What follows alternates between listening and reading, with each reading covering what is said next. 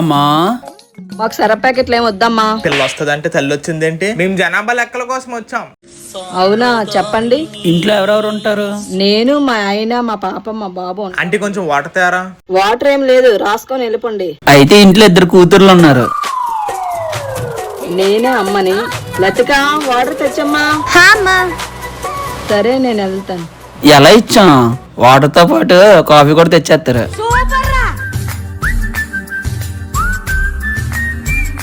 ఇదిగోండి. ఇతన్ని ఎక్కడో చూసానే. మీరు కాలేజ్ స్టూడెంట్స్ కదా? పార్ట్ టైం అండి.